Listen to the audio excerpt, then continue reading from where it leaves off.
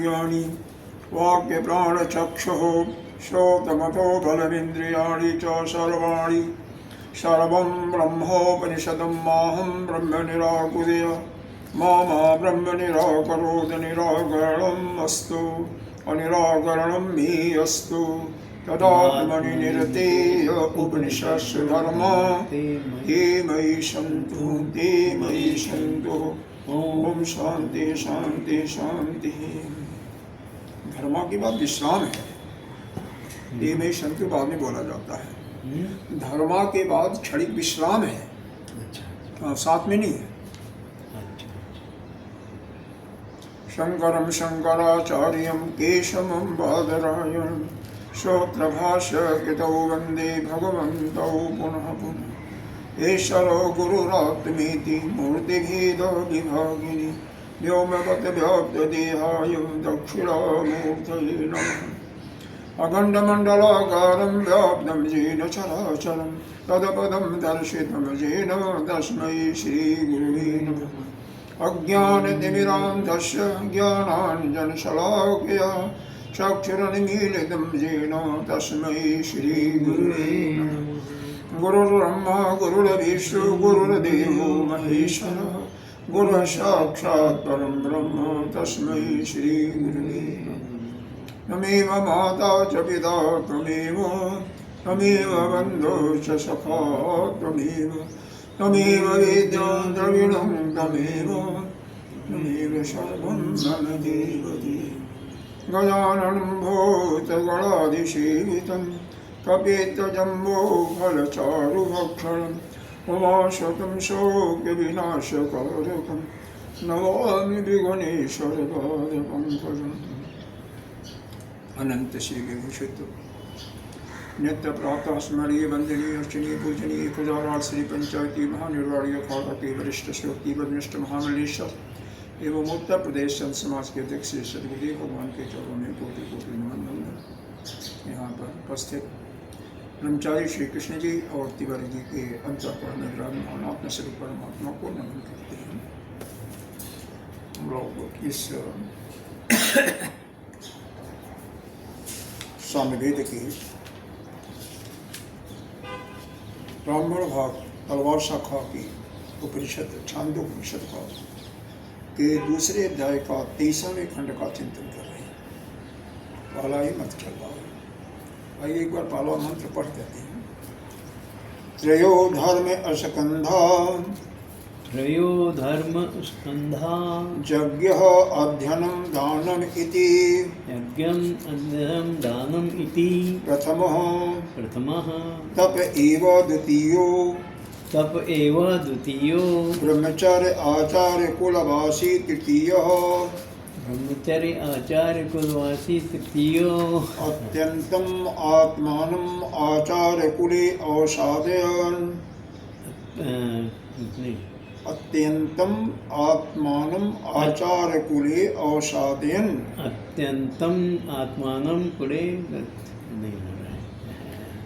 सर्वम् एते पुण्यलोका भवन्ति। सर्वं पुण्यलोका भवन्ति। खुला नहीं आपका, खुला नहीं है है ना, क्या बताया तो पढ़ना तो अच्छा फिर से पढ़िए। अभी मैंने खोला। त्रयो धर्म एक बार नहीं ये नहीं समय त्रयो धर्म स्कंधा यज्ञः अध्ययनं दानम् इति प्रथमः यज्ञ अध्ययनं दानम् इति प्रथमः तप एव द्वितीयो तत एव द्वितीयो तप है, तप कहाँ पर है? तप एव द्वितीयो ब्रह्मचर्य आचार्य कुलवासी तृतीयः ब्रह्मचर्य आचार्य कुलवासी तृतीयो अत्यन्तम् आत्मानम् आचार्य कुले अत्यन्तम् आत्मानम् आचार्य कुले अवसादयन् सर्वः एते पुण्यलोका भवन्ति। ब्रह्मसम् अस्तो अमृतत्वम् इति ब्रह्मसंस्तप्तो अमृतम् इति अमृत से अमृतत्वम् इति मतलब अमृत का मतलब अमृत होता है, अमृतत्व का मतलब होता है अमृतत्व, ठीक है ना। तो यहाँ पर यही बताया गया था कि यह जो खंड है, यह इसमें बताना है आपको ओंकार की उपासना का पहले बताया गया है, लेकिन पहले कर्म के साथ उपासना बताया गया तो उसका फल छोटा होता है, थोड़ा होता है। और यह जो केवल उपासना है इसमें कर्म बिल्कुल नहीं है तो इसका फल बहुत ज़्यादा होता है। तो इसको बताने के लिए शुरू में प्रारंभ में इस खंड में इस मंत्र में बताया गया कि धर्म के 3 स्कंध हैं, त्रयो धर्म स्कंधा। एक जग पहला है यज्ञ अध्ययन दान, यह पहले स्कंध के अंदर यह आता है कि यज्ञ करना, जग का मतलब अग्निहोत्र आदि, अध्ययन का मतलब वेद शास्त्रों का अध्ययन, और दान यह प्रथम स्कंध, यह विशेष करके गृहस्थियों के लिए ही है। तप एवं द्वितीयो, तप जो है तप ही दूसरा स्कंध है। इसके अंतर्गत जो भी तपस्वी आते हैं और जो सन्यास लिए हुए थे लेकिन नाम मात्र के सन्यासी हैं, और नाम मात्र के सन्यासी हैं, अभी उन्होंने सभी कर्मों का उनको सन्यास उन्होंने नहीं प्राप्त किया है, न उनको एकत्व का बोध हुआ है, तो ऐसे सन्यासी हैं। और ब्रह्मचर्य आचार कुलवासी, ब्रह्मचर्य आचार्य के कुलवासी मतलब आचार्य के गुरुकुल में रहते हुए ब्रह्मचर्य का पालन करते हुए, यह तृतीय है। जो ब्रह्मचर्य का पालन करते हैं वह तृतीय है। और उसके बाद क्या बताया, अत्यंतम आत्मानम आचार्य कुल अवसादन, वह ब्रह्म में क्या होते हैं, सम्यक प्रकार से अच्छी प्रकार से आत्म स्थित होते हैं। आत्म स्थित होकर के ऐसे वह पुण्य लोक को प्राप्त करते हैं। और कुछ जो अवशेष हो जाते हैं, चतुर्थाश्रम सन्यासी ब्रह्म सह अस्थम, यानी वह ब्रह्मस्थ हो जाते हैं अर्थात अपने स्वरूप में स्थित हो जाते हैं, उनको अमृत तत्व की प्राप्ति होती है। तो इसमें प्रश्न मूल रूप से पुनः एक बार बता देते हैं। यह पूर्व पक्षी का प्रश्न यही था, यही है, इसी पर खंडन हो रहा है कि जो परिव्राजक चतुर्थवासी में जो अवशेष बताया भाष्यकार में कि जो अवशेष बच गया, यानी परिव्राजक का मतलब है कि जिसको एकत्व का बोध हो गया है, और ब्रह्म शस्त्र वही जो है परमहंस जो है अपने स्वरूप में स्थित होता है, वही केवल इस अमृत तत्व को प्राप्त कर सकता है और अन्य नहीं। उसका कहना यह है पूर्व पक्षी का कि किसी भी धर्म में किसी को भी ज्ञान हो जाता है तो वह भी उसको प्राप्त कर सकता है, तो इसी का खंडन चल रहा है। और यहाँ पर यह प्रश्न उठाया था, जबकि यह बता दिया गया कि जब सभी कर्मों से जो निवृत्त हो जाता है वह परिव्राजक ही निवृत्त होता है, और कोई भी जो अपने आश्रम में रहता है, अपने आश्रम में रह करके धर्म का पालन करता है, वह सभी कर्मों से निवृत्त नहीं हो पाता, इसीलिए उसको एकत्व का बोध नहीं होता।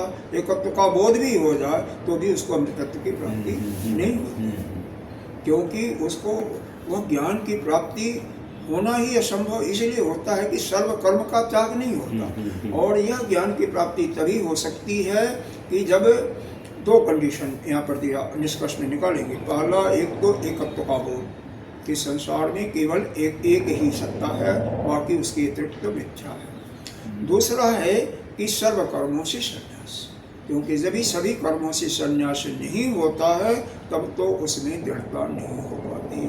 अमृत उसके क्या बोलता है, नहीं मिल सकता, नहीं इसलिए नहीं मिल सकता कि उसका ज्ञान ही पक्का नहीं हो पाता, ज्ञान ही नहीं हो पाता, उसको संसार दिखाई देता है। और जब संसार हर समय मिथ्या एवं ज्ञान की भूमिका में भी जगताकार वृत्ति बनती है, मिथ्याकार वृत्ति बनती है, चौथी अवस्था में जगत भी का भान होता है। इसीलिए जो अपने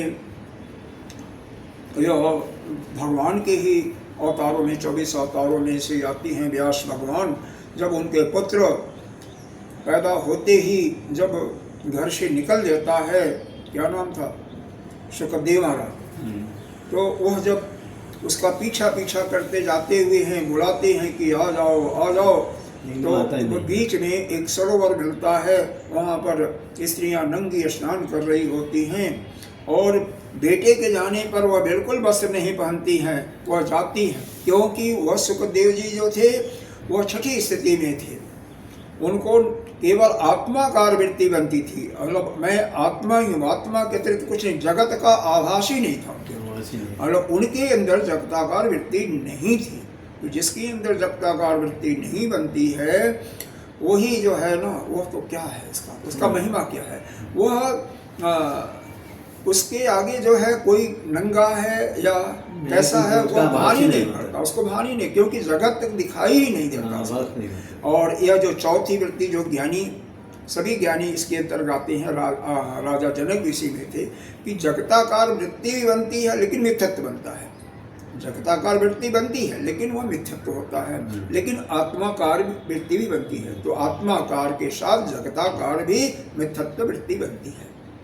और जब उसके आगे जाते हैं छठी भूमिका में, पांचवी में थोड़ा शिथिल होता है, छठी में जाने पर केवल आत्माकार वृत्ति होती है, जगत का भान ही नहीं होता, न मिथ्या भी नहीं भान होता, जगत दिखाई नहीं देता उनको, तो परमात्मा के सिवा कुछ नहीं दिखाई देता। वह वृत्ति है छठी। आंखें खुली रहती फिर भी नहीं दिखाई देगा। क्यों दिखाई देगा? तो ब्रह्म ही है सब जगह, हर एक में आप ब्रह्म देखना शुरू कर दो तो कुछ समय के बाद, नहीं तो अगले जन्म में निश्चित रूप से सब ब्रह्म ही दिखाई देंगे। सही बात है। तो यह स्थिति इतनी आसानी से नहीं प्राप्त होती है।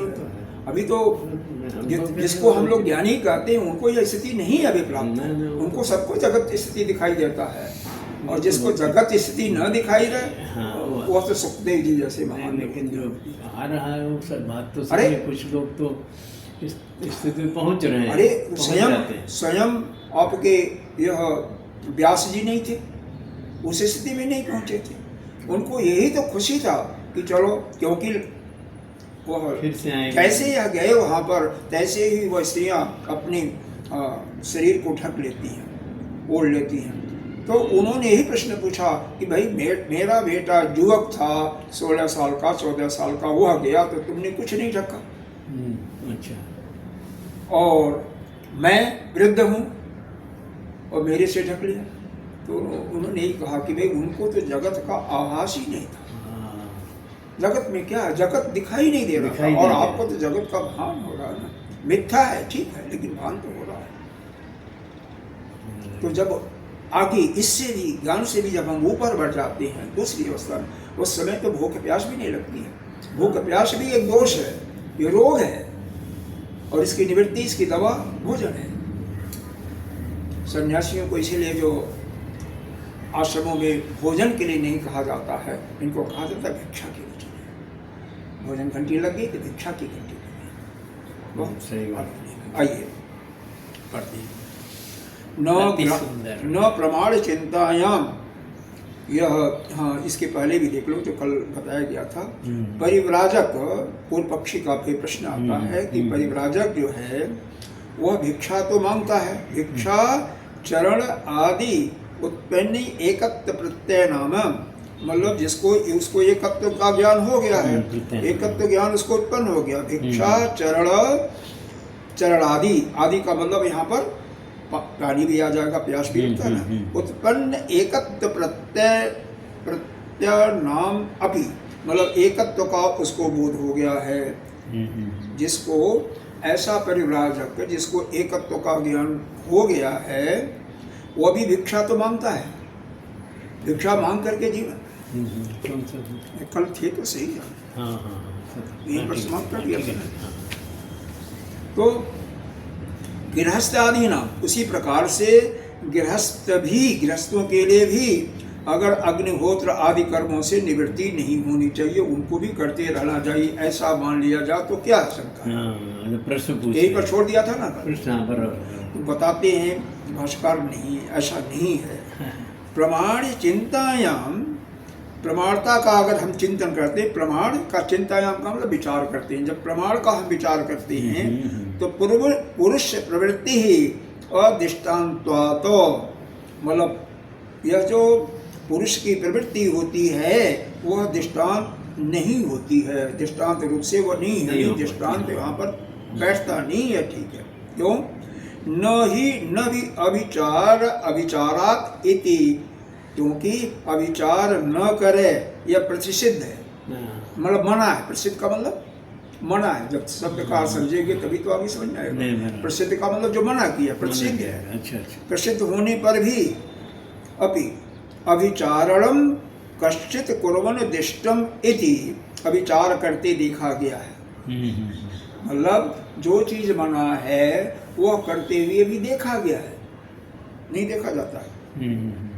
किसी को भी विचार करते देखा है कि इतने ही, इतने ही से इति शत्रु, और लेकिन जिसको मतलब गृहस्थ के लिए कोई चीज मना है, ठीक है ना, यह मना है, लेकिन फिर भी वैसा करते हुए देखा है। एकत्व का उसको ज्ञान भी हो गया, एकत्व का ज्ञान भी हो गया। इधर सुनिए, एकत्व का ज्ञान मान लो आपको हो गया,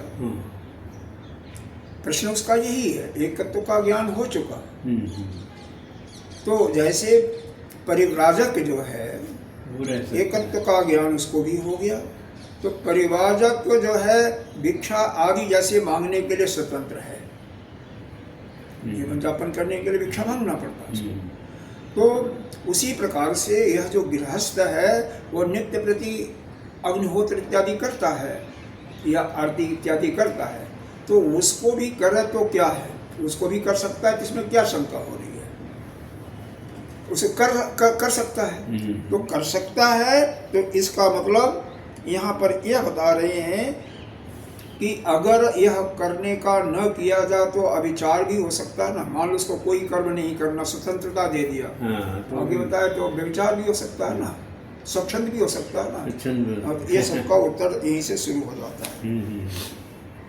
तो वही कह रहे हैं कि नहीं, वो दृष्टांत ठीक नहीं है, क्योंकि अविचारात इति, अविचार न करे ऐसा प्रतिषिद्ध किया, यानी मना भी किया गया। किसी को मना है नहीं करना भी चाहिए, तो भी किसी को विचार करते कृतवान कश्चित कृतवान दिष्ट, ऐसा देखा जाता है। इति शत्रु देश रहते नापि, अगर शत्रु में इसी प्रकार से देश भाव नहीं है तो विवेकी ना भी न अविचारण कहते। तो विवेकी जो है, ज्ञानी जो है, वो अविचार नहीं करते। मतलब जिसके अंदर एकत्व का बोध हो जाएगा, उनके शत्रु के अंदर जब कोई दोष नहीं दिखाई देगा, तभी उसके साथ गलत काम नहीं करेंगे। लेकिन जब तक दोष दिखाई देगा तब तक वो कर सकते हैं, सीधी सी बात है। तो अब देखो, गृहस्थ में सबसे बड़ी बात यह होती है कि यह हमारा है। हम दो प्रकार का होता है वैराग्य भी, एक बाहर से मोह ममता को छोड़ना और एक अंदर से। बाहर से छोड़ना मतलब दिखावटी हो जाता है। नहीं, बाहर से का मतलब एक दूसरे से मोह माया का त्याग हो गया। अच्छा। लेकिन अंदर से का मतलब अंदर अहमता बनी रहती है कि यह मेरा है, यह तेरा है। यह अहमता जब तक नहीं छूटती तब तक वह एकत्व का ज्ञान उसके अंदर नहीं हो सकता है। इसी कारण से वह परिव्राजक, जैसे वह भिक्षा मांगने के लिए इसको छूट दी गई है, उसको अगर यह करता रहेगा, वह यह करता रहेगा। और चूंकि उसके अंदर जब यह ज्ञान तब तक हो ही नहीं सकता है कि एकत्व का बोध ठीक ठीक उसके अंदर इसीलिए नहीं हो सकता कि यह मेरा करना यह स्वभाव है, उड़ते ही वह करने लगेगा। तो कर्म से अभी निवृत्त नहीं हुआ, हालांकि करना वो गलत नहीं है, ठीक है, लेकिन उसका स्वभावतः उसका कर्म छूटता ही नहीं है, इतना कर्म से जकड़ा हुआ है। और सन्यासी तो सभी कर्मों से मुक्त। यहाँ पर देखो, उन सन्यासियों को जो केवल लिंग सन्यास लिए हैं, सन्यास आश्रम में भी रहते हैं, लेकिन उनको अभी एकत्व का ज्ञान नहीं हुआ है। वो तो दूसरे स्थिति में ला दिया ना, दूसरे संबंध में ला दिया, वो तपस्या के साथ ला दिया। लेकिन जिनको एकत्व का बोध हो गया है, वो अवशेष उनको चतुर्थ में लाए हैं। सन्यासियों में कई होते हैं, बोधक होते हैं, हंस होते हैं, यह सब उसके अंदर आ जाते हैं। वो कुटी चक्र होती हैं, ये सब इसमें आ जाते हैं।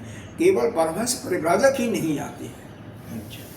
मतलब जिनको एकत्व का बोध हो गया है, एकत्व का पूर्ण रूप से बोध हो गया है। अंतर यही है कि अभी उनको जगताकार बोध हो रहा है, मिथ्यत्व रूप से जगत का भी बोध हो रहा है। जागृत अवस्था में जगत का बोध हो रहा है, मिथ्यत्व मतलब मिथ्या के रूप में बोध हो रहा है, लेकिन फिर भी एकत्व का बोध, मतलब आत्माकार वृत्ति उनकी बन रही है, लेकिन जगत की भी मिथ्यत्व वृत्ति बन रही है। वह चौथी भूमिका उसको कहती है। तो इसे लेकिन उनके लिए क्योंकि एकत्व हो गया है, तो उनके लिए और कोई काम शेष नहीं है। उनके लिए कोई काम करने की प्रवृत्ति नहीं उठती है कि हम अमुक यह करें वह करें, कोई काम नहीं है। केवल अपनी साधना करते हैं, अपने स्वरूप में रहते हैं। वहाँ तो साधना भी चली जाती है, केवल अपने स्वरूप में रहते हैं। हाँ, तो वही जो है इस ब्रह्म संस्था को प्राप्त कर सकते हैं। उन्हीं का अधिकार है, चौथी अवस्था की बात, दूसरी नहीं। चौथी अवस्था में ही प्राप्त कर सकते हैं। वो तो चौथी अवस्था में आत्माकार वृत्ति बन गई, ब्रह्माकार वृत्ति बन गई, बातें की है, तो वो प्राप्त कर सकते हैं। बेशक जगत मिथ्यत्व रूप से मालूम हो रहा है। अब यह है कि जब तक जगत मिथ्यत्व मालूम होता रहेगा, तब तक वह जगत में व्यवहार करते रहेंगे। और जब जगत मिथ्यत्व नहीं होगा, जगत भी का भान नहीं होगा, केवल आत्मा का, तब जगत का व्यवहार का खत्म हो जाता है। छोटी व्यक्ति अभी तो बताया कि आपके अरे कितना ज्ञानी महात्मा के ही लोग हैं, करते रहते हैं व्यवहार, तभी करते हैं, इसीलिए कर रहे हैं कि अभी जगताकार वृत्ति मिथ्यत्व रूप से उनके सामने भी बन रही है। वह जब बंद हो जाएगा तो जगत का व्यवहार बिल्कुल खत्म हो जाएगा। ये कहने का मतलब है। इसीलिए कह रहे हैं अगर कोई विवेकी है तो शत्रु में द्वेष रहित होने पर भी, और दोष रहित नहीं दिखाई देगा, दोष रहित हो जाता है, तो क्या होता है, वह न अविचार, तो अविचार करने लगे, यह संभव नहीं है, तो अविचार नहीं करेगा। न च कर्म विधि प्रवृत्ति निमित्ति। अब यहाँ पर यह बता रही है, निमित्त अस्ति क्या? नहीं, निमित्त मस्त इति। हाँ, आगे आएगा। निमित्त भेद प्रत्यय निमित्त, निमित्ते है ना, निमित्त इति। हाँ, निमित्त नहीं आएगा, निमित्ते आएगा कि जब इति, देखो त के आगे और कोई शब्द होता ना, और कोई, तब वहाँ पर इति आता, तो निमित्त, निमित्त ते आएगा, निमित्त ते इसको कह सकते हैं। प्रवृत्ति निमित्त ते, मतलब जिनकी न च कर्म विधि प्रवृत्त निमित्त, मतलब इसका मतलब यह है कि जिनके कर्म विधि की प्रवृत्ति, यानी कर्म करने की प्रवृत्ति, यह निमित्त नहीं हुई है, न च नहीं हुई है, वह इनका है भेद प्रत्यय बाधिते। वह भेद प्रत्यय का जब उनको बोध हो जाता है, तो अग्निहोत्रादौ, तो अग्निहोत्र आदि प्रवर्तक निमित्तिम अस्ति। तो वह जब यह भेद समाप्त हो जाता है, तब वह अग्निहोत्र इत्यादि कर्मों में प्रवृत्त करने का कोई कारण नहीं बनता। निमित्त का मतलब कारण कोई नहीं। जब तक बोध रहेगा, भेद का भाव रहेगा, भेद का ज्ञान रहेगा कि हम अलग वह अलग, या सभी का अलग अलग बोध होता रहेगा, तब तक जो है, हाँ, तब तक वह अग्निहोत्रादि इत्यादि करते रहेंगी, कर्म में प्रवृत्ति करने वाला। और जब यह भेद ही समाप्त हो गया, तो अग्निहोत्रादि कर्म में प्रवृत्ति करने का कोई कारण नहीं है। यह पूर्व पक्षी कह रहा है कि उनका चूंकि भेद प्रत्यय का बोध हो गया, तो अग्निहोत्र इत्यादि प्रवृत्ति निमित्तिम प्रवृत्ति करने का कोई उनका कारण नहीं है।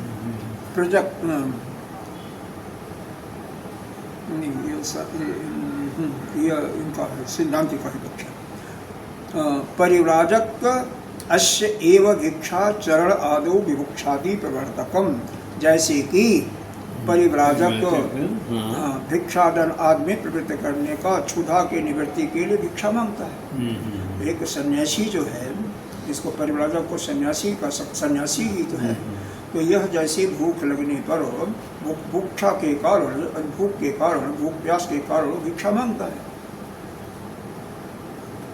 तो उसी प्रकार से उसी प्रकार से जिस कर्म विधि का प्रवृत्ति के निमित्त बहुत भेद प्रत्यय का मतलब जब किसी को भेद प्रत्यय बाधित हो जाएगा, एक दूसरे मतलब एकत्व का अर्थात ज्ञान हो जाएगा, तो अग्निहोत्र आदि करने में उसका कोई कारण नहीं बनता। ये बता यह अपि करणे प्रत्यय अभयम प्रवर्तकम इति चेत।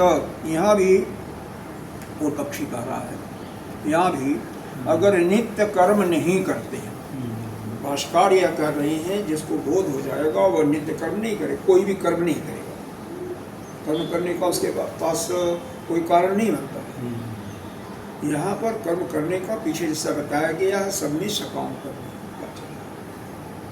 नित्य कर्म में तो सकाम नहीं होता है, लेकिन उसमें कोई भी उसकी इच्छा नहीं है, ठीक है। और यहाँ पर जो बता रहे हैं, यह अपि करणे, ये पूर्व पक्षी पूछ रहा है कि प्रत्यय भयम प्रवर्तकम इति चेत, यदि ऐसा माने कि नित्य कर्म यदि नहीं करते हैं तो प्रत्यय नाम का दोष आता है, पहले भी बताया गया है, प्रत्यय नाम का दोष आता है। अगर कोई गृहस्थ है, नित्य कर्म जैसे ब्रह्मचारी भी है, अगर मान लो संध्या नहीं करता है तो प्रत्यय नामक पाप से भी बीतता है, वो दोष लगता है। तो यहाँ पर पूर्व पक्षी यही कह रहा है, चूँकि अगर गृहस्थ है, नित्य कर्म नहीं करेगा, अग्निहोत्र आदि इत्यादि नहीं करेगा, तो उसको पाप लगेगा, दोष लगेगा। वो दोष का नाम है प्रत्यय, एक नाम है पाप, तो प्रत्यय नामक दोष लगेगा। तो ऐसा माने तो दोष से बचना चाहता तो कर्म करता रहे तो कोई फर्क नहीं पड़ता है। इसके कहने का मतलब यह है, चूँकि कर्म न करने से, नित्य न कर्म करने से प्रत्यय नामक दोष लगता है, इसलिए ऐसा माने कि वह इस दोष से बचने के लिए कर्म करता है। जिस कर्म न करने से दोष लगता है तो वह दोष करना, वह काम करना चाहिए ना हमें, तो दोष नहीं लगेगा, दोष की निवृत्ति के लिए। तो पूर्व पक्षी का यही कहना है, क्यों करना चाहिए। हाँ, पूर्व पक्षी का रहा। अब यह सिद्धांत, ये लगा लो, सिद्धांति क्या है, पूर्व पक्षी क्या है। तो पूर्व पक्षी यह कह रहा है, क्योंकि ये आपका ही बताया हुआ सूत्र है कि अगर कोई नित्य कर्म नहीं करता है तो उसको पाप का भागी होता है, प्रत्यय नामक पाप का भागी होता है। तो अगर वह करे तो क्या फर्क पड़ता है, मान लें कि वो कर रहा है, दोष से बचने के लिए कर रहा है। तो यहाँ पर भाष्यकार आगे यह बताने जा रहे हैं कि देखो, जिसका भेद प्रत्यय एकत्व का बोध हो जाता है, उसके लिए क्या करना वो सब समाप्त हो जाता है, उसको कोई दोष नहीं होता, किसी प्रकार का कोई दोष हो जाता है। यही बता रहे हैं, न ऐसा नहीं, भेद प्रत्यय प्रत्यवतो अधिकृतात्, क्योंकि जिसको कर्म अनुष्ठान का जो अधिकारी होता है, अधिकृत भेद प्रत्यय वाला, जिसके अंदर भेद बुद्धि होती है वही कर्म का अधिकारी होता है। जिसके अंदर भेद बुद्धि है, भेद बुद्धि समझ रहे हो ना, कि मैं ये अलग, आप अलग, या मेरा है, भेद मतलब अलग अलग और एकत्व मतलब एक। तो इसके अंदर सन्यासी भी जो सन्यास लिए हुए हैं, भेद प्रत्यय का ज्ञान उनके अंदर है, तो वो भी उसी के अंदर आते हैं तपस्या में। वही सन्यासी नहीं आते हैं जिनको एकत्व का बोध हो गया, जिनको यह भेद का ज्ञान ही नहीं होता, उनको अभेद दृष्टि हो जाती है। उन्हीं की बात हो रही है। अच्छा, ये समझ मेरे ख्याल से ठीक से नहीं गया। वह सन्यासी जो केवल पहले ही बताया गया है, केवल सन्यास ले लिए हैं, आश्रम में रहते भी हैं, लेकिन एकत्व का बोध नहीं हुआ है अभी, वो अभी इनके साथ ही हैं, दूसरे में ही आते हैं, दूसरे स्कंद में आते हैं, लेकिन जिनको एकत्व का बोध हो चुका है वही सिर्फ भिक्षा मांग करके जीवन व्यतीत करते हैं। एकत्व का बोध हो गया है, अर्थात वो चौथी भूमिका में पहुंच चुके हैं। और वो जो जिनको नहीं बोध हुआ वो तीसरी में ही है अभी। वो तो सब साधक ही होंगे, जैसे वो तो वो दूसरे में, इसीलिए दूसरे स्कंद में केवल संन्यास लेने से किसी को ज्ञान नहीं हो सकता। लेकिन यह इनका आगे का यह है कि संन्यास लेने के बाद ही अमृत तत्व मिलता, इसलिए है आगे बताया जाएगा अभी, क्योंकि एकत्व का बोध भी हो जाता है, सभी कर्मों से निवृत्ति तभी होती है, क्योंकि जब तक कर्मों से निवृत्ति नहीं होगी तब तक नहीं सकता। इसलिए इसी चीज को बारंबार इसीलिए प्रॉब्लम आ रहा है। भेद प्रत्यय अनुपवर्तनम भेद बुद्धि विद्या स कर्मण अधिकृत इत्युवाच। तो इसमें यह कह रहे हैं भेद प्रत्यय अनुपवर्तनम, जिसकी भेद बुद्धि अनुपमर्दित यानी नष्ट नहीं हुई है, जिसकी अनुपमर्दित यानी प्रत्ययवाद अनुपमर्दित, जिसकी भेद बुद्धि अभी नष्ट नहीं हुई है, भेद बुद्धि अभी नष्ट नहीं हुई है, वही वेद ज्ञानी, वही भेद बुद्धि का ज्ञानी ही कर्म करने का अधिकारी होता है। वही कर्म कर सकता है, कर्म करने का अधिकारी है, कर्म करे ना करे उसकी बात है, यहाँ पर अधिकारी कौन है उसकी चर्चा। पात्रता है, पात्रता है कर्म करने का, तो उसको दोष लगेगा, कोई कर्म नहीं करता तो उसको दोष लगेगा। लेकिन जिसके अंदर भेद बुद्धि समाप्त हो गई है उसको कुछ नहीं लगेगा। तो भेद बुद्धि समाप्त होने के बाद कोई काम बचता ही नहीं उसका, वो तो फिर किसी के अंदर भेद बुद्धि ही नहीं है, यह इतना आसान थोड़ी। एकत्व का भाव। हाँ, अभी तो आप देखोगे 99.9% चाहे संन्यास में हो, चाहे वहाँ हो, गृहस्थ में हो, चाहे किसी भी आश्रम में हो, भेद बुद्धि तो रहती है ना। भेद बुद्धि तो जब वो ज्ञान प्राप्त होता है तभी नष्ट होती है ना। एकत्व का बोध जब तक पक्का नहीं होता तब तक नहीं होता है ना। लगता है नहीं, ये अलग है, हम अलग है, ये है। बिल्कुल होता है, बिल्कुल होता है, होता है। इसीलिए यह विधि निषेध वहीं पर लागू होता है, यह करना है या नहीं करना है। शास्त्र ही कहते हैं ना, यह काम ऐसे करना चाहिए या नहीं करना चाहिए। तो जहाँ भेद बुद्धि है वहीं पर लागू होता है, जहाँ भेद बुद्धि समाप्त है वहाँ पर तो कोई नियम नहीं लागू।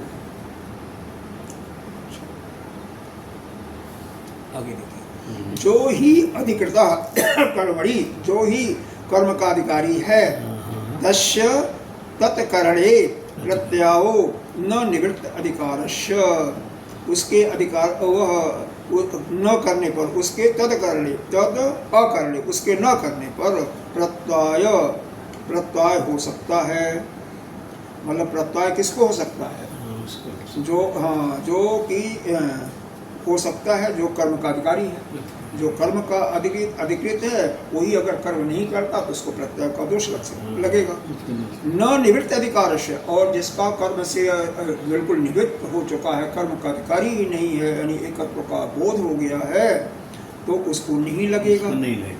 जैसे गृहस्थ अस्य एव ब्रह्मचारिणो विशेष धर्म अनुष्ठान, जैसे एक ब्रह्मचारी जो है जब विशेष धर्म का अनुष्ठान करता है, ब्रह्मचारिण विशेष धर्म अनुष्ठानी, अगर वह धर्म का अनुष्ठान नहीं करता है तो ब्रह्मचारी के विशेष धर्म का अनुष्ठान न करने पर, अब ब्रह्मचारी हो गया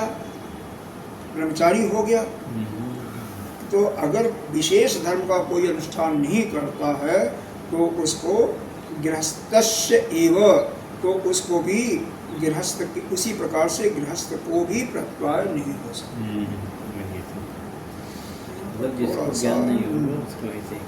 जिस प्रकार की ब्रह्मचारी के विशेष धर्म का अनुष्ठान न करने पर, अगर ब्रह्मचारी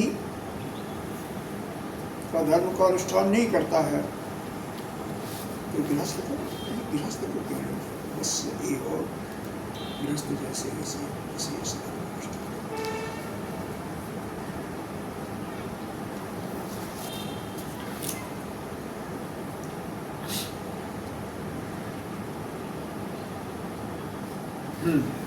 यहाँ पर ऐसा है, ब्रह्मचारी के लिए क्यों ऐसा किया गया?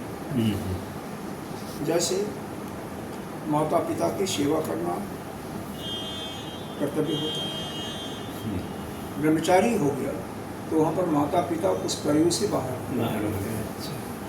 तो इसलिए ऐसे कई ऐसे काम होते हैं विशेष इसी अवस्था में, तो विशेष अवस्था में आ जाते हैं तो पहले को छोड़ देते हैं ना, तो उसका दोष नहीं लगता। अच्छा। जो करना चाहिए हाँ, उसको छोड़ दिए। ब्रह्मचारी हो गए, आपने ज्ञान के प्रति चल जाता, आपका कोई कार्य बचता ही नहीं। जो आत्मज्ञान प्राप्त करने के रास्ते पर निकल देता है, उसको जितने भी उसका दायित्व होता सब उसी समय समाप्त हो जाता है। अच्छा, इस तरह बिल्कुल। जैसे अब संन्यास अगर कोई ले लिया, आपका मतलब कोई भी संन्यास ले लेता है तो उसका माता पिता के प्रति जो कर्तव्य है, पति पत्नी के प्रति जो कर्तव्य है, पुत्र के प्रति कर्तव्य है, पितरों के प्रति कर्तव्य, सबसे वह मुक्त हो जाता है, उसके लिए कुछ नहीं है। फिर भी कर सकता है? नहीं करता है वो बात अलग है, लेकिन उसका वह सबसे मुक्त हो जाता है, मुक्त सबसे मुक्त हो जाता है। करेगा वही जिसके अंदर वो भेद बना हुआ है, भाव बना वही तो करेगा ना। मैं अभी समझ गया, भेद बना वो करेगा, जो एकत्व भाव हो गया है वो नहीं। अगर एकत्व भाव में स्थित हो गया, उसके बाद लोक संग्रह के लिए कर सकता है, तो लोक संग्रह के लिए करेंगे तो अपने कल्याण के लिए कोई इच्छा नहीं होगी, अपने लिए कोई इच्छा नहीं होगी। जब तक अपना पराया बना हुआ है तब तक वो कोई भी हो उसको नष्ट करना, यही सबसे बड़ा बाधा भी होती है, इतना आसान नहीं होता। हाँ वही ना, दोनों तरफ बीच में रह जाते हैं ऐसा ना। हाँ, बीच में जब नहीं हो सकता तो ठीक है जितना, लेकिन प्रश्न ये इसका यही होता है, जितना भी करोगे उतना तो शेष रहेगा ना, उतना तो रहेगा नहीं, वो जाएगा नहीं। जितना भी ज्ञान हो जाता है वो जाता नहीं है, अगले जन्म में वहीं से शुरू हो जाती है। मतलब आपका यह जहाँ तक पहुँच जाता है कोई भी साधक, उसकी साधना वहीं से शुरू होती है, प्रारंभ इससे नहीं चलता, तो वहाँ तक पहुँचा हुआ तो वहीं से साधना। बाकी जितने भी वैसे काम हैं, मान लो आपने जहाँ से छोड़ा था वहीं से नहीं होता है, और वो समाप्त हो जाता है, फिर नए सिरे से करते हैं, तो फिर से शुरू से। अब मान लो यज्ञ कोई कर रहे हैं, यज्ञ छोड़ करके बीच में चले गए, तो जब 10 महीना के बाद 10 साल के बाद करोगे तो फिर प्रारंभ से शुरू करना पड़ेगा। तो बीच में लेकिन ये साधना जो ऐसा है, मरने के बाद भी जहाँ तक आप पहुँच चुके हो फिर वहीं से शुरू करना होता है, वो नष्ट नहीं होता, यही अंतर है। अब फिर पूर्व पक्षी प्रश्न, अथ कर्म एवं तरहि सर्वः स्व आश्रमस्थ उत्पन्न एकत्व प्रत्यय परिव्राट इति चेत, इस प्रकार तब तो, एवं तरहि मतलब इस प्रकार, तब तो सभी जिसे एकत्व का ज्ञान हो गया है, स्व आश्रमस्थ, तो अपने आश्रम में जिसको एकत्व का ज्ञान हो गया, कोई भी पुरुष आश्रम में अपने रहता हुआ परिव्राजक हो सकता है। मतलब पूर्व पक्षी का यह कहना है कि भाई हमें एकत्व का ज्ञान हो गया, तो गृहस्थ आश्रम में भी रहता हुआ वह परिव्राजक कहलाने का अधिकारी है। नहीं समझे? अपने आश्रम में रह रहा गृहस्थ है या वानप्रस्थ है, ब्रह्मचारी है, उसको एकत्व का बोध हो गया, तो वह जो है परिव्राजक कराने का अधिकारी है। इसका मतलब वो अमृतत्व की प्राप्ति कर सकता है, उसके कहने का यह प्रश्न है। में रहते हुए हाँ, तो इसका कहते नहीं, ऐसा नहीं हो सकता। अच्छा, वो बोलते नहीं है, बिल्कुल नहीं होता। क्यों? देखो कारण दे रहे ना, कारण को समझो। न स्वामित्व, स्वामित्व भेद बुद्धय, क्योंकि उसकी जो है न निवृत्ते, आत्मबुद्धि जो है वह निवृत्त नहीं होती है, भेद बुद्धि निवृत्त नहीं होती है। स्वामित्व रूप का मतलब मेरा है या तेरा है, यह निवृत्त नहीं होता है। जब तक वह कोई भी है घर में रहेगा तो यह बुद्धि समाप्त नहीं होती है, समझ रहे हो? जब तक नहीं हुआ तब तक भाई घर में रहने पर यह बुद्धि समाप्त नहीं होती है, इसलिए आश्रम में। हाँ, वैराग हो गया, उसको संसार मोह माया गया, लेकिन यह जो अहम बुद्धि यह रहती है, यह नहीं समाप्त होती है। इसलिए अहम बुद्धि समाप्त नहीं होती है, इसी कारण से वह परिभाजक नहीं कहलाएगा, यानी उसको अमृतत्व की प्राप्ति नहीं होगी, उसको क्या होगी? पूर्ण लोक की प्राप्ति होगी। यही कहने का भाव है। इसमें दो चीज बड़ी मुख्य है, मतलब एकत्व भाव और भेद भाव। हाँ, दोनों चीज, एकत्व भाव, भेदभाव तो एकत्व में आ गया। हाँ। और दूसरा है सर्व कर्म संन्यास, हमारे लिए कोई कर्म शेष नहीं है, कर्म शब्द। जब ये तब तक रहेगा जब तक भेद बुद्धि रहेगी, हाँ फिर वो यहाँ यानी अपना पराया रहेगा, अहम रहेगा। नहीं भेद बुद्धि हो जाती है सभी। समझ में है। अर्थ यहाँ पर फिर बता रहे हैं, क्योंकि अन्य आश्रम कर्म अर्थत्वात् च इतरा आश्रमाणाम, दूसरे आश्रम जो है कर्म के लिए ही हैं। मतलब जितने आश्रम बताए गए हैं तीनों, कौन कौन? गृहस्थ, ब्रह्मचारी और तीसरा जो दूसरा जो बताया गया तपस्वियों के लिए, ये तीन बताया गया ना। तो तीनों में यह कर्म का अधिकार होता है, कर्म का अधिकार होता है, वो कर्म करने के अधिकारी हैं। तो वह भेद इसीलिए वह नहीं चाहता है। तो इसको अब मान लो बचपन से जिसने कर दिया, अब कर दिया, मान लो कि यह मेरा, बच्चों को पढ़ाते हैं, छोटे बच्चों को 3 साल के 4 को, this is my face, this is my I, this is my house, my father name is this. तो यह समाप्त नहीं होता है, जब तक नहीं होता है। यही कह रहे हैं कि जब तक घर में रहेगा, वह गृहस्थ में रहेगा या किसी भी आश्रम में है, तो यह समाप्त नहीं होता। अहम जो है वो नहीं समाप्त होता है, इसलिए छोड़ना ही चाहिए। हाँ, तब जाके हाँ, यही तो है कि उसको संन्यास, और संन्यास लेना ही नहीं, सर्वकर्म संन्यास। ये भी बताया गया ना, केवल आश्रम में रह रहे हैं, संन्यास नहीं लिया।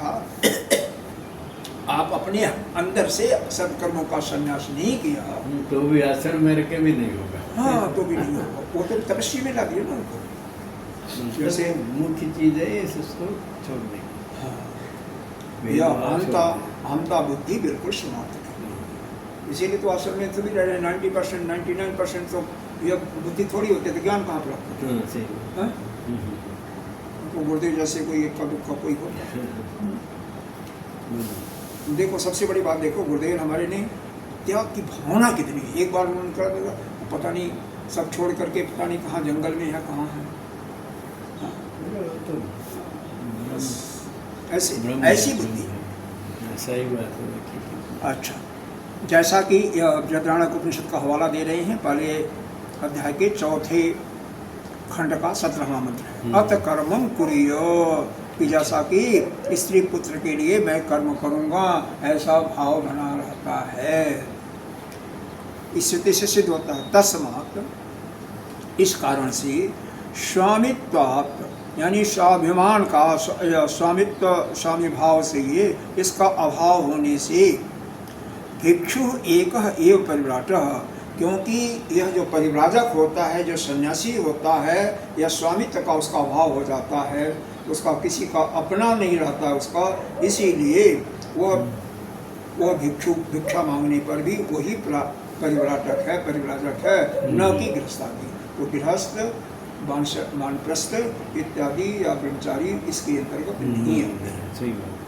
एकत्व प्रत्यय विधि जनितेन प्रत्ययन, फिर पूर्व पक्षी प्रश्न पूछ रहे हैं कि एकत्व का बोध हो जाने पर विधि जनितेन प्रत्ययन विधि निमित्त भेद, यह ऐसा ज्ञान द्वारा कर्म विधि निमित्तक भेद ज्ञान के निवृत्त हो जाने से, तो प्रत्यय उपमर्दितम त्वात् जम नियम अनुपत्ति परिव्राजकस्य इति चेत। हाँ, तो सन्यासी को जम और यम और नियम का पालन करना भी संभव नहीं है। उसके करने का मतलब यह है कि अगर यम नियम का बोध हो गया ना, अरे इसका एकत्व का बोध हो गया, तो क्या करना चाहिए क्या नहीं करना। यम नियम में भी कल ही बताया था ना कि यम क्या है, अहिंसा है, सत्य है, अस्तेय है, मतलब किसी का चोरी नहीं करना, ब्रह्मचर्य है, और अपरिग्रह है, जरूरत से ज़्यादा सामान इकट्ठा नहीं रखना, यह नियम है। नियम के अंदर शौच अंदर बाहर से बैठता, अंदर कोई राग देश न हो, बाहर शरीर ठीक ठाक है, बाहर से भी करते हैं, अंदर राग देश रखते हैं सभी। संतोष है, तपस्या है, स्वाध्याय, गीत पाठों का स्वाध्याय और ईश्वर का निधान। तो यह करना, यह कह रहा है, कोई भी कम करना उनके लिए संभव नहीं है।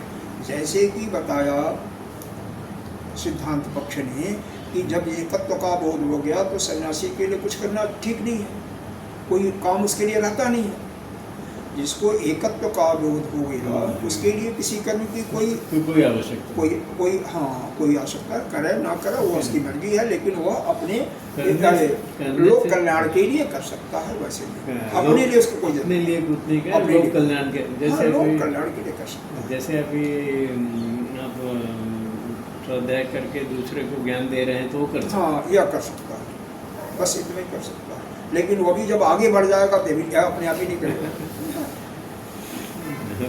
हैं। मोक्ष भगवान तो एक करें तो इसको सन्यासी को करना भी संभव नहीं है। तो यह मतलब वो क्या हो जाएगा, फिर स्वच्छाचारी हो जाएगा। जब भाई देखो अहिंसा का पालन नहीं करेगा तो किसी को मार सकता है, सत्य का पालन नहीं करेगा तो किसी से झूठ बोल सकता है, किसी से कुछ कर सकता है ना। अब चोरी करना यह भी आता है, चोरी नहीं करना तो चोरी भी कर सकता है इसका मतलब। तो यह उनके प्रश्न यह है, तो इसका मतलब वो स्वच्छाचारी हो जाएगा तो उसके लिए सब कुछ करना संभव है क्या? तो कह रहे नहीं, सिद्धांति इसलिए कह रहे हैं कि क्यों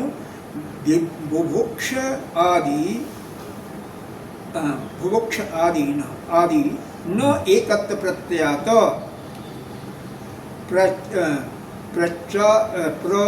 अच्युत अस्य उपपत्ति निवर्तत्वात् न च प्रतिसिद्धि सेवा प्राप्ति।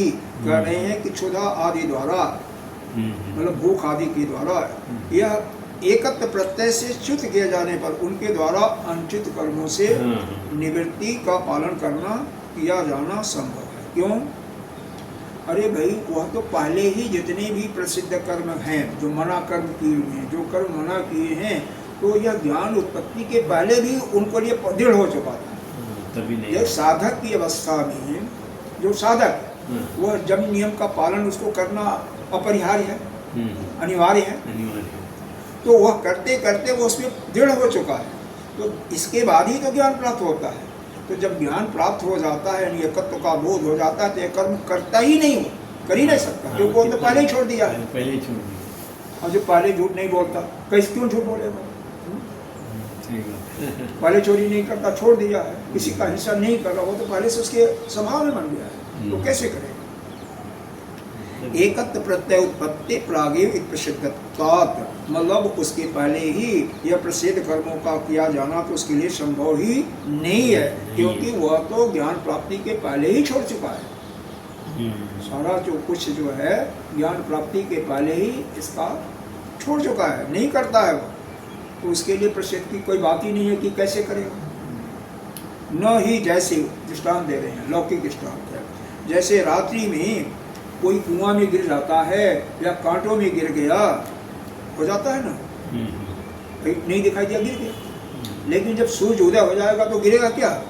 न उदिते अभी सवितः पतितः तस्मिन् न एव तस्मिन् न एव। तो अगर सूर्य उदय हो गया तब तो नहीं गिरेगा ना, तस्मात् इस कारण से सिद्धम निवृत्त कर्मा भिक्षुक एवं ब्रह्मस्थ इति। अतः कर्मों से निवृत्त हुआ भिक्षुक जो है वही ब्रह्मनिष्ठ, जो कर्मों से मुक्त हो गया है वही ब्रह्मनिष्ठ हो सकता है, और जो कर्म से भी मुक्त नहीं हुआ वो ब्रह्मनिष्ठ नहीं हो सकता। बेशक एकत्व का ज्ञान उसको, एकत्व का ज्ञान होने के बाद भी दूसरा आश्रम वाला यह मुक्त यह अमृत तत्व की प्राप्ति या ब्रह्म संस्थ नहीं हो सकता। क्यों? कि वह अभी उसकी प्रवृत्ति कर्मों में रहेगी ही, अगर नहीं रहेगी तो बात अलग है। अब इस जो पहले बताया गया, जो यहाँ से प्रश्न प्रारंभ हुआ था, उसकी एक चीज का खंडन कर रहे हैं। जत पुनरुक्तम सर्वेषां ज्ञान अवर्जितानां पुण्यलोकत इति सत्यम एतत्। तो जो कहा गया है जितने भी ज्ञान रहित, ज्ञान वर्जितानां, तो ज्ञान से जो रहित हैं जितने भी आश्रम है, 3 लोग, पहला स्कंद का, दूसरा स्कंद का और तीसरा स्कंद, तीनों को पुण्यलोक की प्राप्त होती है, सत्य ही है। जत पुनरुक्तम, जो पहले कहा गया, सर्वेषां, सभी तीनों अवस्थाओं के लिए, तीनों स्कंदों के लिए, ज्ञान वर्जिता नाम, जो ज्ञान से वर्जित है, ज्ञान रहित है, जिनको ज्ञान नहीं हुआ है, पुण्यलोक इति सत्यम एकत्व पूर्ण लोक की प्राप्ति होगी, ये सत्य ही है। फिर जत उक्तम तपः शब्द, और जो तप शब्द से कहा गया था परिवार अयुक्तम इति, कि परिव्राजक ही उसमें से यह कहा गया ना, शब्द से सन्यासी का कथन है सो ठीक नहीं है, जो उसमें सन्यासी का कहा गया वो ठीक नहीं है। तद एतत् असत असत वह ठीक नहीं है। कस्मात कह रहा है किस लिए, किस कारण से नहीं ठीक है, नहीं समझ में। देखो जैसे तप शब्द से यह कहा गया कि सन्यासी यानी परिव्राजक उसके अंदर नहीं आता, ये बताया गया ना, परिव्राजक के लिए तो नहीं बताया गया तप शब्द वाले में, तप संस्थान वाले में। उसमें ज्ञान केवल निमित्त मात्र का सन्यासी बताया गया, जो सन्यास का पालन अरे आश्रम में रहता है लेकिन अभी एकत्व का बोध नहीं हुआ, सिर्फ उसी के लिए बताया गया। वो तो उसमें आएगा, वो तपस्वी हो, तपस्या करना पड़ेगा उसको पुण्य लोक की प्राप्ति होगी। लेकिन जिसको एकत्व का बोध हो गया है वो आगे बढ़ सकता, हाँ वही बढ़ नहीं सकता, बल्कि वो अमृतत्व को प्राप्त ही करेगा। उसको चौथे स्थिति में ले लिया। इसीलिए सन्यासी में 6 प्रकार के सन्यासी होते हैं, तो 2 ही को लिया, एक परमहंस और परिव्राजक। कोई नाम नहीं है, लेकिन जो एकत्व का बोध हो गया जिसको, वही परिव्राजक है, वही परमहंस। जिसको एकत्व का बोध नहीं होता है, अभी वो स्थिति में नहीं है, वो बोधक में है, कुटी चक्र में है, हंस में इत्यादि में है, अभी बोध नहीं हुआ। बोध नहीं हुआ, अच्छा, तो आश्रम में तो इसी के लिए आगे करें कैसे, पूछ रहा फिर कैसे, तो कह रहे परिव्राजक अश्य एव ब्रह्म संस्था संभवात, कि परिव्राजक को ही ब्रह्म संस्थ का संभव हो सकता है। क्यों हो सकता है भाई? तो स एव ही अवशेषत इत्वचा, इसलिए यही वहाँ पर कहा गया है, यही एक अवशेष। दूसरे में अवशेष बता दिया था ना इसको। एकत्व विज्ञानवत् अग्निहोत्रादि अग्निहोत्रादि तप निवृत्तिश्च,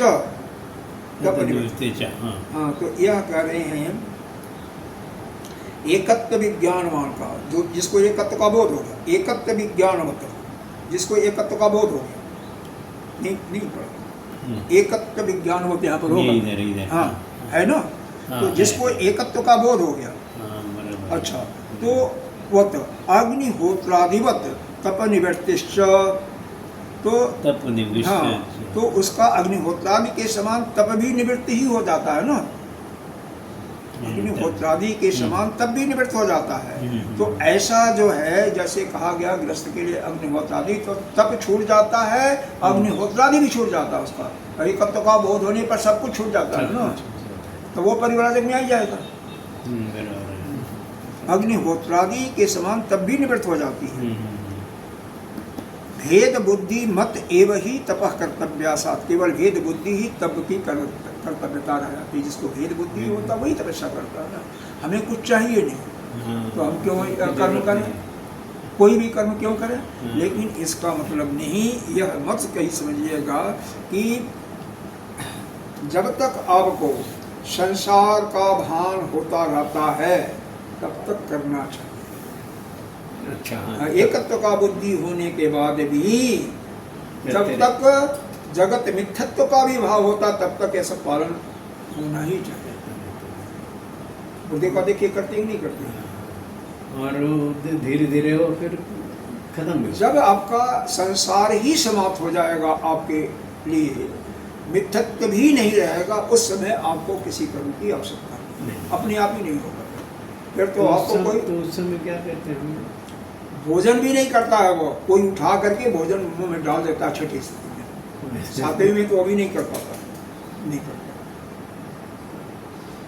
अब शुक्राचार्य जी यानी सुखदेव महाराज ऐसे थोड़ी आए थे, उनके लिए श्रीमद् भागवत का उन्होंने अपने पिताजी से ज्ञान प्राप्त करके और परीक्षित के लिए किया, तो उनको तो लाया गया था छठी से 5वीं सदी में, तब किया, और उसके बाद फिर अपने रूप में चल गई।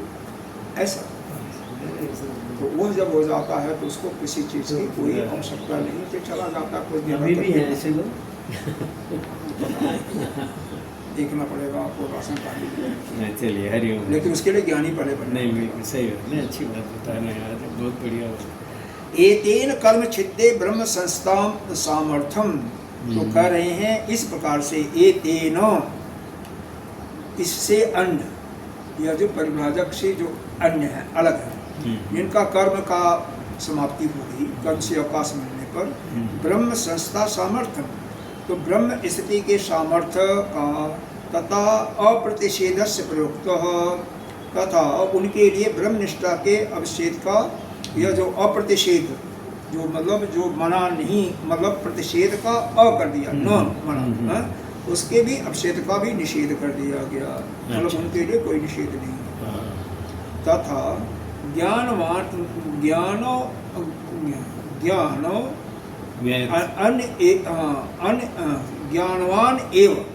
ज्ञानवान एव निवृत्त कर्म परिपीड़ित ज्ञान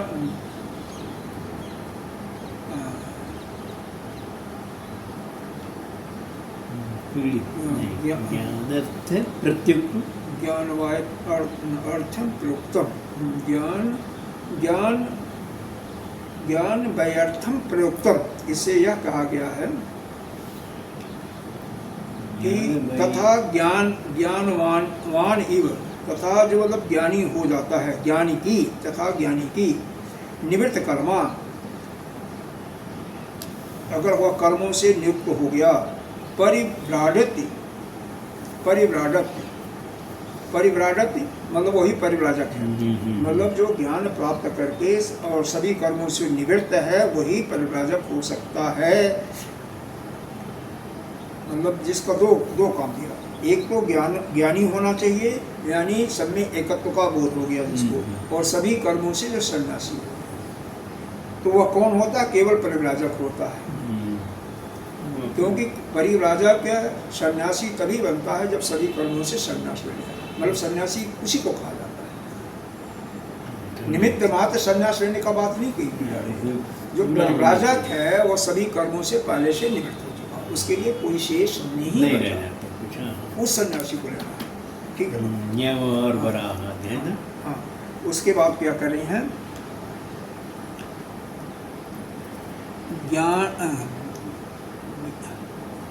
ज्ञानो